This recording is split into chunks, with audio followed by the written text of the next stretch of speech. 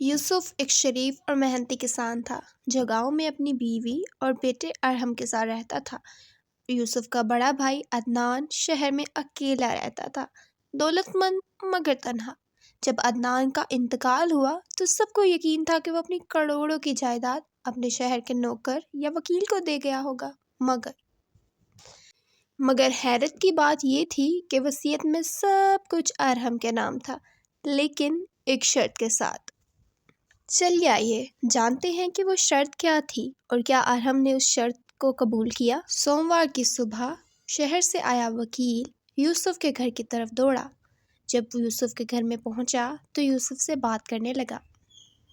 ارے بھائی صاحب، کیا آپ کو معلوم ہے کہ آپ کا بھائی عدنان اپنی ساری دولت آپ کے بیٹے کے نام کر گیا ہے، مگر جائیداد ارحم کو تبھی ملے گی اگر وہ 1 سال تک رقیہ بی بی کی خدمت کرے۔ کیا؟ وہی بوڑھی عورت رقیہ؟ تم کیا کہہ رہے ہو؟ میں اپنے بیٹے کو بھلا اس چڑیل کے پاس کیوں بھیجوں گا؟ معاف کیجیے گا، بٹ مجھے تو کچھ معلوم نہیں، یہ وصیت ہے جو میں آپ کو بتانے آیا ہوں۔ ٹھیک ہے، میں آپ کی بات پر عمل کر لوں گا۔ یوسف وکیل کے جانے کے بعد باہر چلا گیا تاکہ وہ ارحم کو ڈھونڈ سکے اور اسے یہ بتا سکے کہ اس کے چچا کی وصیت کیا ہے اور اسے اب رقیہ بی بی کے گھر جانا ہوگا۔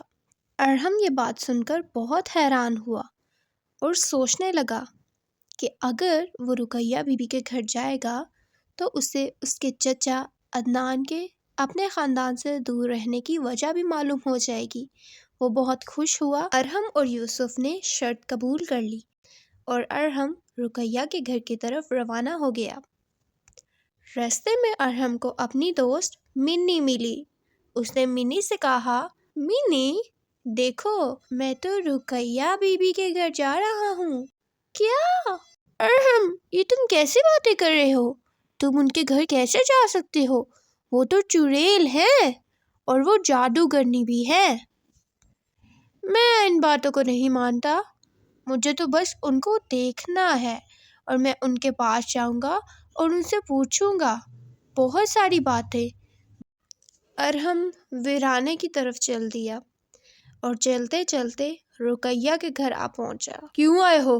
دولت چاہیے یا دل صاف کرنے؟ ارحم نرم سے لہجے میں بولا، دونوں، اور پھر اندر چلی گئی۔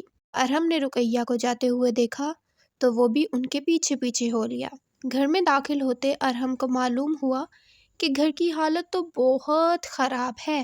گھر میں جگہ جگہ پر چیزیں ٹوٹی ہوئی پڑی ہوئی تھی، حتیٰ کہ وہاں کا فرنیچر بھی خراب تھا اور گھر میں جالے لٹک رہے تھے۔ ارحم ڈرتے ڈرتے اوپر چھت کی طرف چلا گیا جہاں رقیہ نے اسے رہنے کے لیے کہا تھا۔ کئی دن گزر گئے۔ ارحم رقیہ کے گھر میں رہ تو رہا تھا، لیکن رقیہ ارحم پر کوئی توجہ نہیں کر رہی تھی۔ ارحم خوشی خوشی میں رقیہ کے گھر تو آ گیا تھا، لیکن یہاں آنے پر اسے معلوم ہوا تھا کہ رقیہ کس قدر ان کے خاندان سے نفرت کرتی ہے۔ ارحم دن بھر کام کرتا اور اسے کھانا کھانے کے لیے صرف ایک ٹائم کا کھانا ملتا۔ رقیہ تو ارحم سے اتنا کام کرواتی جیسے اسے مفت کا نوکر ہی مل گیا ہو۔ دن گزر گئے۔ اب ارحم امید چھوڑ چکا تھا اور ارحم کی طبیعت پہلے سے خراب ہونے لگی۔ اب اسے بخار بھی تھا۔ ایک روز ارحم کام کرتے کرتے بے ہوش ہو گیا۔ زلیخا کے دل میں نرمی آ گئی اور زلیخا ارحم کو فوراً ہی اپنے قریبی ہسپتال میں لے گئی۔ رقیہ کا ارحم کے ساتھ رویہ پہلے سے کافی بہتر ہو گیا، بلکہ بہت بہتر ہو گیا۔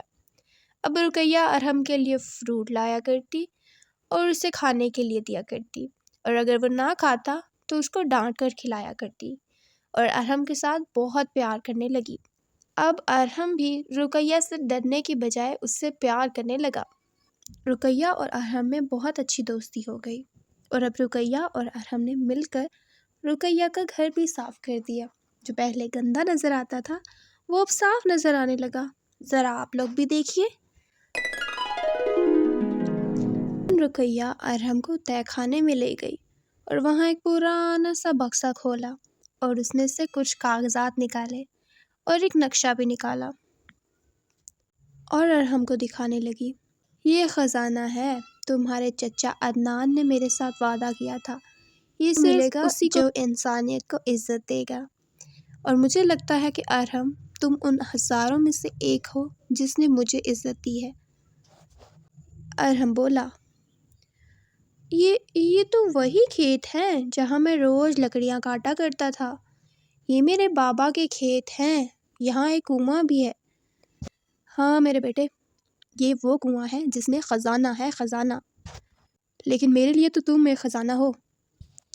ارحم بولا، آپ مجھے ایک بات بتائیں، برا تو نہیں مانیں گی؟ ایک بات پوچھ سکتا ہوں میں آپ سے؟ پوچھو۔ وہ گاؤں والے تو کہتے ہیں کہ آپ چڑیل ہیں اور آپ جادوگرنی ہیں، وہ ایسا کیوں کہتے ہیں؟ اور آپ یہاں اکیلی کیوں رہتی ہیں؟ آپ ہمارے ساتھ کیوں نہیں رہتی؟ آپ ہمارے گاؤں میں کیوں نہیں ہیں؟ آپ یہاں اکیلے کیوں ہیں؟ رقیہ بولی، بیٹے یہ بہت لمبی کہانی ہے۔ تمہارے چچا عدنان نے میرا تب ساتھ دیا تھا جب کوئی بھی میرے ساتھ نہیں تھا، اور تبھی ہم دونوں کو یہ خزانہ ملا۔ لیکن آپ کو گاؤں سے کیوں نکالا گیا؟ ایک اسکول ٹیچر تھی اور وہاں میں بہت سارے تمہارے جیسے چھوٹے چھوٹے بچوں کو پڑھایا کرتی تھی، لیکن تمہارے گاؤں میں ایک وبا پھیلا اور اس وبا کی وجہ سے سارے بچوں نے اسکول آنا بند کر دیا۔ میں سب کے گھر گئی اور سب سے پوچھا کہ وہ اپنے بچوں کو اسکول کیوں نہیں بھیج رہے۔ سب نے ایک ہی جواب دیا کہ یہ جو وبا پھیلی ہے یہ پڑھائی کی وجہ سے پھیلی ہے، یہ آپ کے ان بچوں کو اکٹھے کر کے بٹھانے کی وجہ سے پھیلی ہے۔ لیکن میں اس بات پر یقین نہیں رکھتی تھی، میں نے پھر بھی گنے چنے بچوں کو اکٹھا کیا اور انہیں بٹھا کر پڑھانا شروع کر دیا، اور وہ وبا ان میں سے ایک بچے کے لگ گئی۔ اب پورے گاؤں والوں کا کہنا تھا کہ وہ وبا میری وجہ سے پھیلی ہے، جبکہ ایسا بالکل نہیں تھا۔ سب نے مجھ پر پتھر برسائے اور مجھے گاؤں سے باہر نکال دیا۔ تب سے میں یہاں پر رہتی ہوں۔ تمہارے عدنان چچا مجھے اپنے ساتھ شہر لے جانا چاہتے تھے، وہ میرے بیٹے کی طرح تھا، میرا بیٹا تھا وہ، لیکن میں نے منع کر دیا۔ میں نے اسے کہا کہ میں شہر نہیں جاؤں گی، لیکن تم وہ واحد ہو جو میرے پاس آئے، میرا دکھ جانا، میرا دکھ بانٹا، اور میری طرف سے اور تمہارے چچا عدنان کی طرف سے یہ خزانہ تمہارا ہوا، تمہارا۔ ارحم نہ خوش تھا نہ اداس، ارحم ایک عجیب سی کیفیت میں مبتلا تھا۔ رقیہ کے کہنے پر ارحم واپس اپنے گاؤں تو آ گیا، لیکن اب اس کے خواب بہت بڑے تھے۔ وہ گاؤں والوں کو جاہلیت سے نکالنا چاہتا تھا۔ وہ چاہتا تھا کہ ہمارے گاؤں میں ایک اسکول بنے اور سب بچے اس اسکول میں پڑھیں، کیونکہ ان کے گاؤں میں کوئی اسکول نہیں تھا۔ ارحم نے یہ سب کچھ اپنے باپ یوسف کو بتایا، تو یوسف نے ارحم کے خواہش کو مد نظر رکھتے ہوئے اپنے ایک دوست عدنان چچا کے دوست عاصم سے بات کی۔ عاصم صاحب ایک اسکول ٹیچر تھے جو کہ شہر میں پڑھایا کرتے تھے۔ عاصم صاحب بہت خوش ہوئے کہ گاؤں والوں کے لیے ایک اسکول بنایا جائے اور گاؤں کے سب بچے تعلیم حاصل کریں تو اس گاؤں کا بھی مستقبل روشن ہو سکتا ہے۔ عاصم چچا نے اپنے کسی قریبی رشتہ دار سے بات کی جو کہ ایک اعلیٰ عہدے پر فائز تھے۔